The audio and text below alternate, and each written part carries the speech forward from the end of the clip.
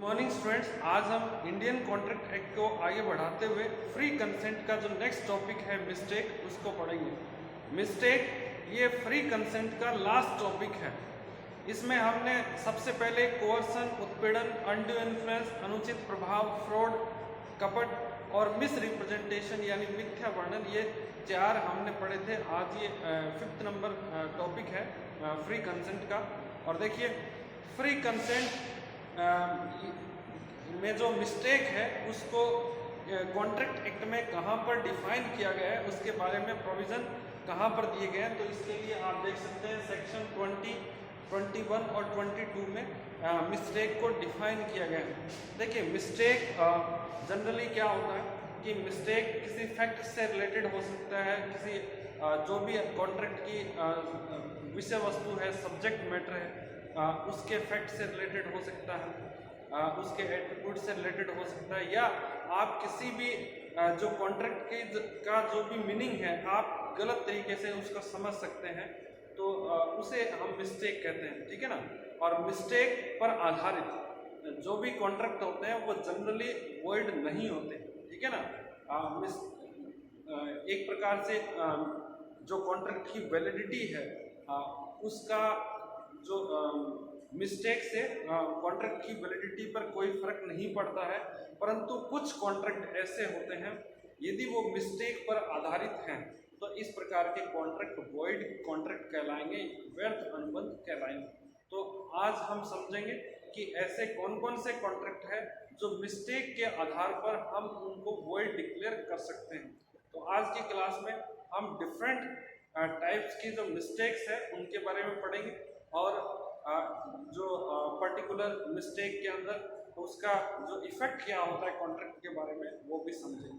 तो आइए सबसे पहले हम जानते हैं, ये एक जनरल मीनिंग है मिस्टेक का, उसको हम समझेंगे।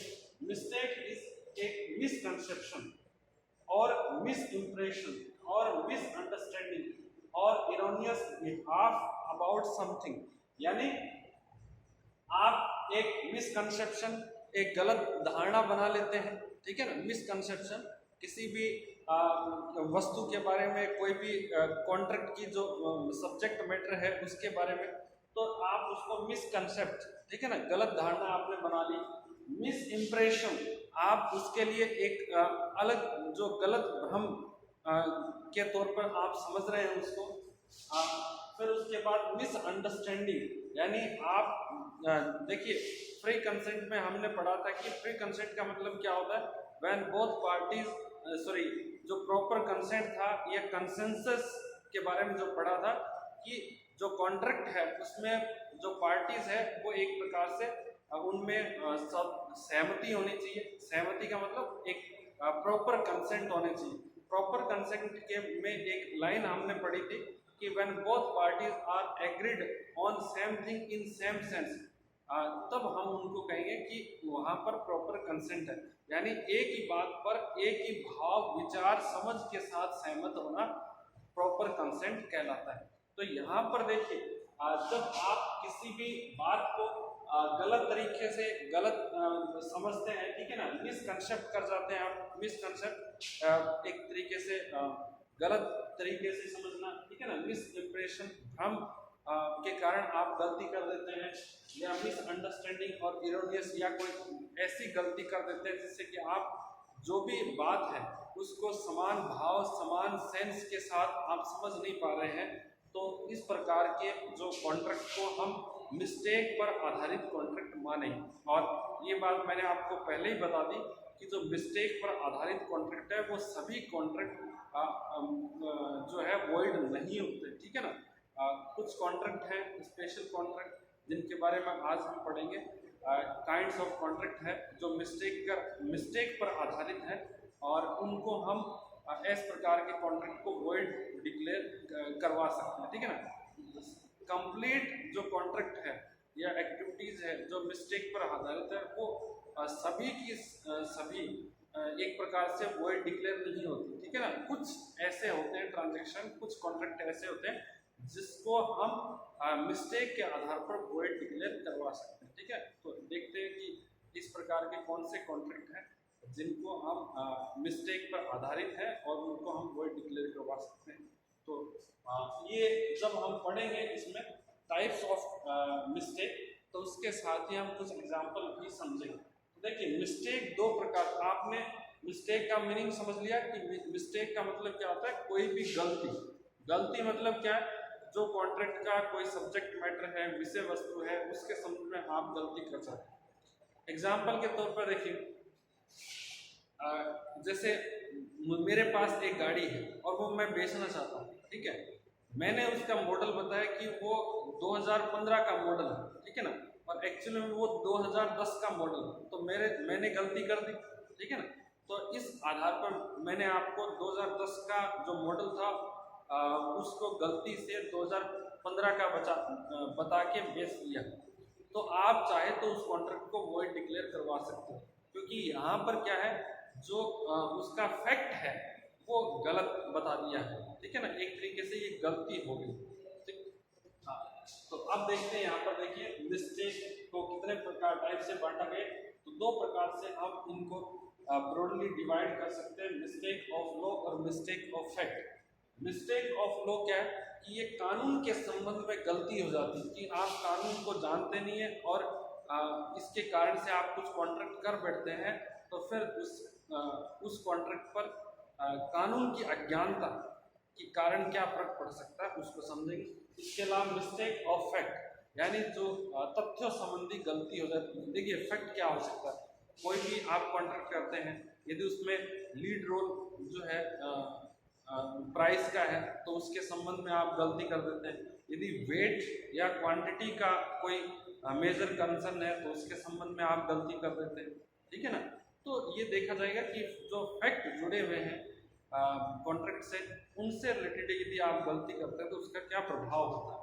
तो देखिए मिस्टेक को दो पार्ट्स में हमने डिवाइड किया, एक मिस्टेक बाय लॉ और मिस्टेक ऑफ फैक्ट, यानी एक कानून की गलती और एक दूसरा है तथ्यों संबंधी गलती।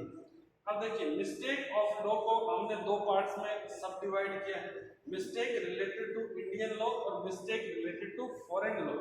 अब mistake related to Indian law के बारे में भी हम पढ़ेंगे, और जो mistake related to foreign law है उसके बारे में भी हम यहाँ पर पढ़ने जा रहे हैं। तो सबसे पहले हम बात करते हैं mistake related to Indian law.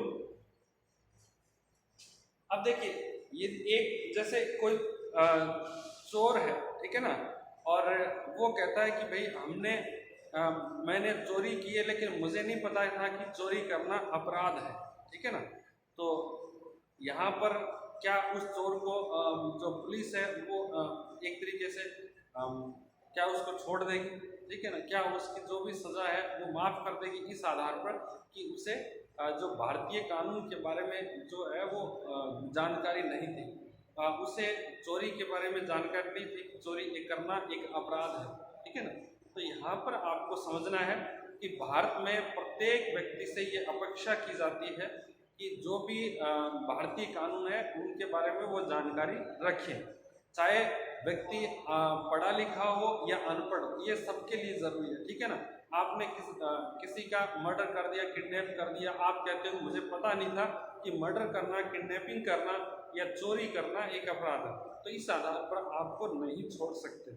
तो यहाँ पर आपको क्या समझना है, देखिए कि जो इंडियन कॉन्ट्रैक्ट है, इंडियन लॉ है, उस पर आधारित यदि आप कोई भी मिस्टेक करते हैं और कहते हैं कि हमें जानकारी नहीं थी, तो इस प्रकार से आप इंडियन लॉ पर आधारित मिस्टेक करते हैं, तो आपका जो कॉन्ट्रैक्ट है उसको वॉइड नहीं घोषित किया जा सकता, ठीक है ना, वो वैलिड रहेगा। समझ पा रही है बात। तो इंडियन जो लॉ है उससे संबंधित यदि आप गलती करते हैं तो कॉन्ट्रैक्ट की वैलिडिटी पर कोई फर्क नहीं पड़ता, आपका जो कॉन्ट्रैक्ट है वो वैलिड रहता है। इसके अलावा हम बात करते हैं mistake related to foreign law. यदि आप फॉरेन जो लॉ से रिलेटेड कोई मिस्टेक करते हैं, ठीक है ना, तो उसके संबंध में जो आपका कॉन्ट्रैक्ट है वो एब्सोल्युटली वॉइड है।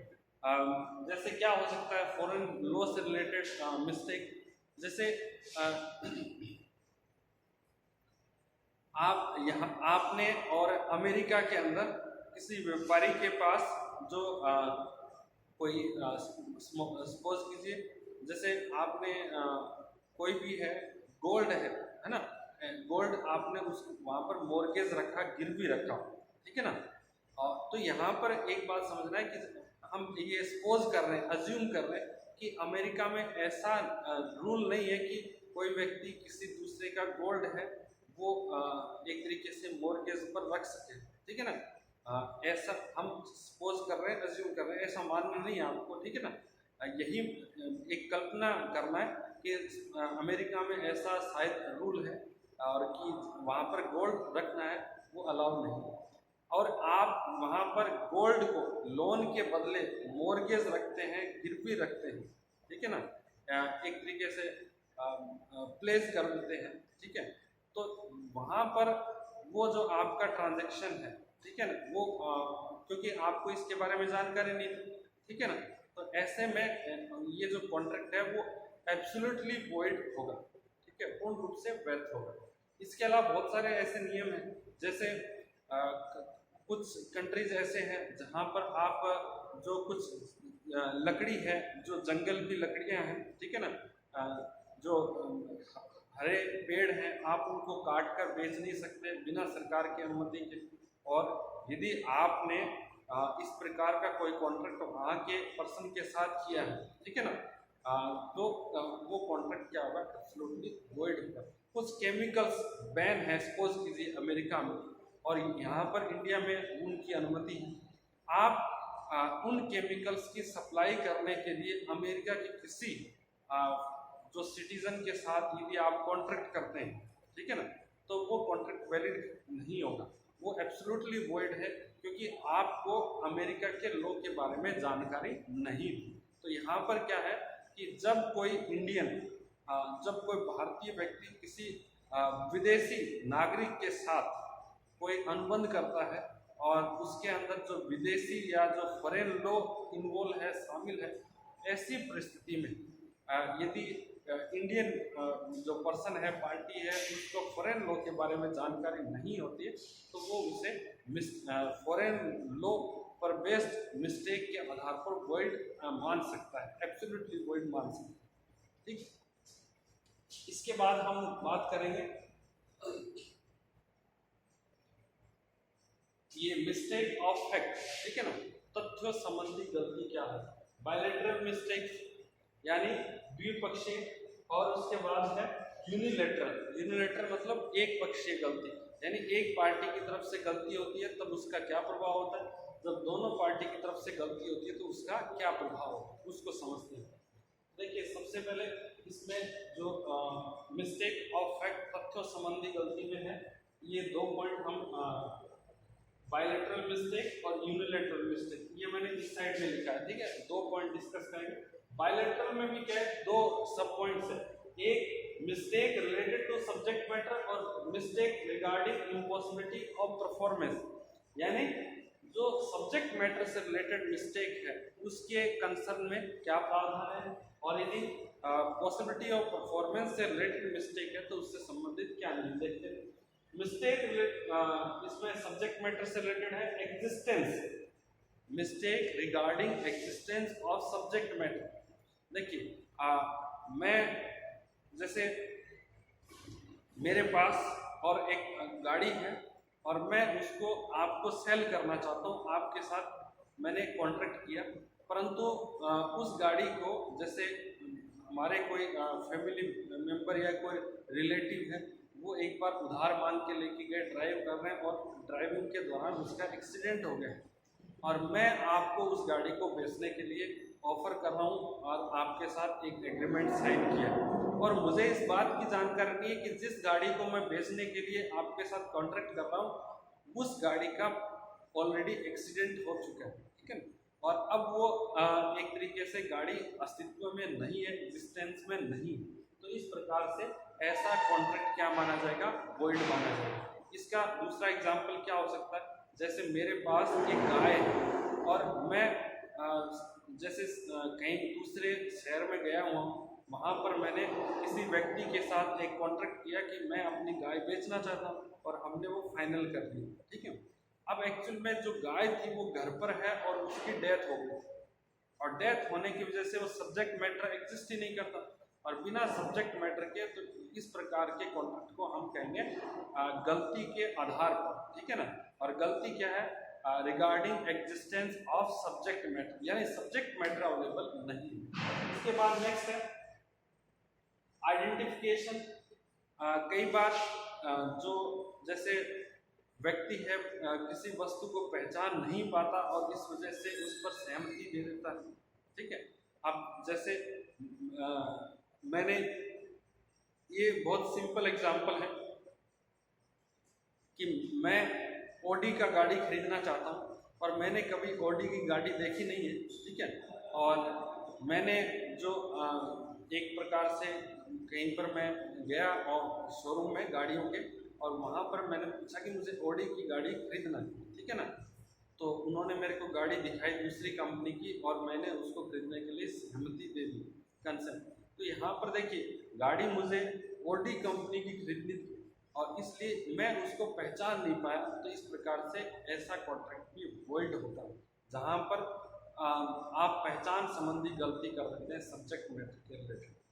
इसके अलावा और भी एग्जाम्पल हो सकते हैं, जैसे एक व्यक्ति है जिसको अच्छे से दिखाई नहीं देता और वो प्रॉमिसरी नोट लिख देता है, ठीक है, वचन पत्र। तो यहाँ पर क्या होगा, जब उसको दिखाई नहीं दे रहा है, एक बूढ़ा व्यक्ति है, तो वो ये कह सकता है कि भाई मैं पहचान नहीं सकता, तो वो पहचान के आधार पर उस कॉन्ट्रैक्ट को वॉइड डिक्लेयर करवा सकता है। इसके अलावा नेक्स्ट है क्वांटिटी। जितनी क्वांटिटी आप चाह रहे हैं उस क्वांटिटी में प्रोडक्ट यदि आपको डिलीवर नहीं होता है, ठीक है ना, तो उसके आधार पर आप कॉन्ट्रैक्ट को वॉइड डिक्लेयर करवा सकते हैं, क्वांटिटी से रिलेटेड यदि गलती हो जाती है। फिर उसके बाद है एट्रीब्यूट्स। जिस एट्रीब्यूट्स या जो भी विशेषताएं या फीचर्स वाला जो प्रोडक्ट है, ठीक है ना, वो आपको डिलीवर नहीं होता। जैसे आप मोबाइल फ़ोन खरीदने जा रहे हैं, आपने कहा कि मुझे ऐसा मोबाइल फ़ोन चाहिए जिसमें जो आपने स्पेसिफिकली बता दिया कि इतने 32 GB मेमोरी होनी चाहिए, ठीक है।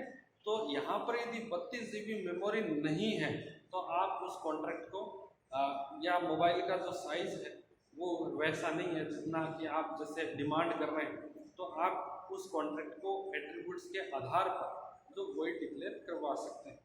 नेक्स्ट है ओनरशिप। अब देखिए कोई जैसे कोई एक घर है और जैसे मेरा घर है और मैं उसको बेचने के लिए कॉन्ट्रैक्ट करता हूँ, लेकिन उस जो घर को बेचने का जो अधिकार है वो मेरे पास नहीं है, राइट नहीं है सेल करने का। तो ऐसे में क्या होगा कि वो कॉन्ट्रैक्ट वॉइड माना जाएगा। एक और एग्जांपल हम समझ सकते हैं, जैसे आप फाइनेंस पर गाड़ी लेते हैं और गाड़ी है वो फाइनेंस कंपनी के नाम पर रहती है जब तक कि आप उसका EMI वो पूरी EMI या जो किस्त है इंस्टॉलमेंट है उसका पेमेंट नहीं कर देते। तो ऐसी परिस्थिति में आप उस गाड़ी को बेच नहीं सकते। यदि बेचने का आप ठहराव करते हैं तो कॉन्ट्रैक्ट करते हैं तो वो वॉइड कॉन्ट्रैक्ट होगा। नेक्स्ट है मिस्टेक रिगार्डिंग इम्पॉसिबिलिटी, ठीक है। देखिए इसमें प्राइस से रिलेटेड भी हो सकता है, जैसे यहाँ पर दोनों पक्षकार गलती कर जाते हैं, ये बायलैटरल है। आप 500 रुपये केजी कोई प्रोडक्ट खरीदना चाहते हैं और जो सेलर है वो 1000 पर केजी प्रोडक्ट सेल करना चाहता है। और तो यहाँ पर क्या होगा, यदि आपने किसी भी एक प्रकार से गलती कर बैठते हैं प्राइस के संबंध में, तो फिर जैसे कोई प्रोडक्ट डिलीवर की, ठीक है ना, आप ये समझ रहे थे कि वो 500 रुपये पर केजी, सेलर ये समझ रहा था कि वो आपसे 1000 रुपये पर केजी चार्ज करेगा। तो इस प्रकार से ये जो डिलीवरी है या ये कॉन्ट्रैक्ट है ये एक वॉइड माना जाता है, ठीक है। अब हम बात करते हैं mistake regarding impossibility of performance. देखिए फिजिकल इम्पॉसिबिलिटी और लीगल इम्पॉसिबिलिटी। फिजिकल इम्पॉसिबिलिटी क्या है कि जैसे एक प्रकार से मैंने आपको बताया कि कोई भी प्रोडक्ट है, ठीक है ना, जैसे गाड़ी को सेल करने के लिए मैंने कॉन्ट्रैक्ट किया और गाड़ी का एक्सीडेंट हो गया। अब देखिए उसकी डिलीवरी करना क्या गाड़ी की संभव है? बिल्कुल नहीं। रीज़न क्या है कि अभी गाड़ी का एक्सीडेंट हो गया, गाड़ी का अस्तित्व समाप्त हो गया, तो ये फिजिकल इम्पॉसिबल है। इसके अलावा जैसे अभी आपने कोई जो हरियाणा के व्यक्ति के साथ कोई कॉन्ट्रैक्ट किया कि आप उसको जैसे 1000 जो लीटर है वो एल्कोहल सप्लाई करेंगे, और हरियाणा गवर्नमेंट ने यदि उस एल्कोहल की सप्लाई को बैन कर दिया है तो आपका जो कॉन्ट्रैक्ट है वो क्या होगा, लीगल इम्पॉसिबिलिटी के कारण वॉइड होगा, व्यर्थ होगा। अब हम बात करते हैं ये यूनिलैटरल मिस्टेक क्या है। यूनिलैटरल मिस्टेक यानी एक पक्षकार इनको गलती करता है। तो फर्स्ट है mistake regarding identification of party. तो आइडेंटिफिकेशन ऑफ पार्टी से रिलेटेड क्या है कि जैसे मैं किसी व्यक्ति के पास जाके और जैसे कोई गोल्ड की ज्वेलरी की शॉप है, मैं वहाँ पर जाके कहता हूँ कि मैं ही मुकेश अंबानी हूँ, ठीक है ना, और वहाँ से मैं कुछ जो गहने हैं या ज्वेलरी है वो उधार लेके आ जाता हूँ, और जो भी व्यक्ति है जो शॉपकीपर है उसने कभी मुकेश अंबानी को देखा नहीं, उसको लगता है कि भाई यही मुकेश अंबानी और वो मुझे सेल कर देता है। तो इस प्रकार के जो कॉन्ट्रैक्ट है वो भी एक वॉइड कॉन्ट्रैक्ट होगा, क्योंकि वहाँ पर क्या है, आइडेंटिफिकेशन से रिलेटेड प्रॉब्लम है, पहचान सही ढंग से नहीं की गई। दूसरा है mistake regarding attributes of party. देखिए, जो पहले हमने आइडेंटिफिकेशन की बात की थी, यहाँ पर एक बात मैं और बताना चाहूँगा एक एग्जाम्पल के साथ। जैसे मैं जो गोल्ड की शॉप है या ज्वेलरी शॉप है वहाँ पर जाके कहता हूँ कि आप मुकेश अंबानी को जानते हैं, तो वो कहते हैं हाँ बिल्कुल जानते हैं, ठीक है ना, और वो अपने जो रिकॉर्ड में देखते हैं कि उनसे वो मुकेश अंबानी है वो खरीदारी करते हैं, बाई करते हैं, सेल करते हैं, उनके साथ ट्रांजेक्शन करते हैं। एक्चुअली मैंने ये कहा मुकेश अंबानी को जानते हैं, उन्होंने ये नहीं पूछा कि आप मुकेश अंबानी एक नहीं है, ठीक है ना, वो ये धारणा बना लेते हैं, मिसकंसेप्शन डेवलप कर लेते हैं कि ये अपने बारे में पूछ रहे होंगे, ठीक है ना। तो इस प्रकार से जो पार्टी के आप सही तरीके आइडेंटिफिकेशन नहीं कर पाए और इस कॉन्ट्रैक्ट को हम वॉइड कॉन्ट्रैक्ट कहेंगे। इसके साथ ही देखिए mistake regarding attributes of party. Attributes of party, यहाँ पर एट्रीब्यूट्स का मतलब क्या है कि कोई व्यक्ति जानबूझकर, ठीक है ना, और अपने आप को किसी दूसरे पार्टी के तौर पर प्रस्तुत करता है, प्रेजेंट करता है। एग्जाम्पल के तौर पर जैसे एक व्यापारी है और उसका नाम है शेर सिंह, और शेर सिंह बहुत ईमानदार व्यापारी है, ठीक है ना, लेकिन कोई दूसरा व्यक्ति आता है शॉप पर और ये कहता है कि मैं शेर सिंह हूँ, ठीक है ना, और एक जो हमसे क्या है कि 5 लाख रुपए के जो गोल्ड की ज्वेलरी है वो परचेज कर लेता है, और उसके बाद जो एक चेक लिख के देता है शेर सिंह के नाम से। जब वो चेक हम बैंक में डिपॉजिट करते हैं तो वो चेक बाउंस हो जाता है। तो यहाँ पर क्या होगा कि जो पार्टी एट्रीब्यूट से संबंधित गलती कर रही है, जो पक्षकारों की विशेषता संबंधी गलती कर रही है, तो इस प्रकार का जो कॉन्ट्रैक्ट है वो मिस्टेक पर आधारित नहीं, इस प्रकार का कॉन्ट्रैक्ट फ्रॉड पर आधारित है और ये एक पनिशेबल एक्ट है। तो हमने आज मिस्टेक के बारे में पढ़ा था कि मिस्टेक क्या है। मिस्टेक मतलब जब हम किसी भी कॉन्ट्रैक्ट के सब्जेक्ट मैटर या विषय वस्तु के संबंध में कोई गलत तरीके से उस बात को समझते हैं, उसके बारे में जो भ्रम के आधार पर हम उसको समझ लेते हैं, ठीक है, तो उसको हम मिस्टेक पर आधारित कॉन्ट्रैक्ट कहते हैं। और इसमें हमने 2 प्रकार से मिस्टेक को डिवाइड किया था, mistake of law, mistake of fact. तो आज के लिए इतना ही। Thank you so much.